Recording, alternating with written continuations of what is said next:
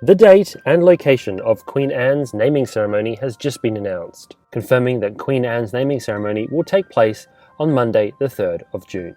This will see the ship alongside in Liverpool, where there will be a spectacular naming ceremony during her British Isles voyage H413. This will be her first British Isles festival voyage. The naming ceremony will take place within sight of the iconic Cunard building in the heart of Liverpool. The ship will be alongside at Liverpool's famous Pier Head, where many past Cunard liners would set off on their transatlantic voyages. Liverpool was the home port for Cunard from its formation in 1840 through to the 1920s, when the express service was relocated to Southampton. Cunard was also headquartered in Liverpool for much of its history, based out of the iconic Cunard building, which forms one of Liverpool's three graces.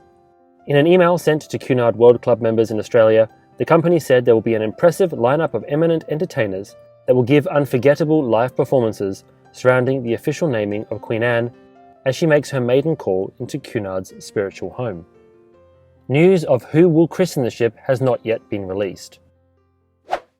Now, I know what many of you are thinking, and yes, this is a pretty significant departure from tradition for Cunard, with the ship being named after its maiden voyage. In fact, the RMS Queen Mary, RMS Queen Elizabeth, QE2, Queen Mary II, Queen Victoria, and the current Queen Elizabeth were all named before their maiden voyage and before they carried fare-paying passengers. There is, however, one precedent for a Cunard Queen to be named after its carried guests on board, and that dates back to the Berengaria. Berengaria was named after the Queen Consort of Richard the Lionheart, but she actually entered service many years before this as the Imperator for Hamburg America Line.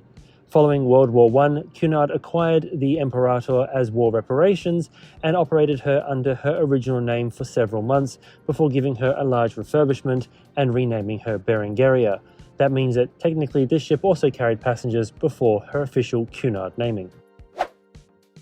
This week, Queen Anne undertook her first set of sea trials. These were technical sea trials where the ship was put to sea for the first time. She will return to Fincantieri for the remainder of her fitting out process, where she will be then given her builders and acceptance trials in preparation for her maiden voyage in May 2024. I spent several days on board Queen Anne in the shipyard at Fincantieri late last year and have created a detailed video tour of the ship under construction. You can check that out in the description or in the info card above. Are you travelling on board Queen Anne for this maiden British Isles voyage? Will you be there at the naming ceremony?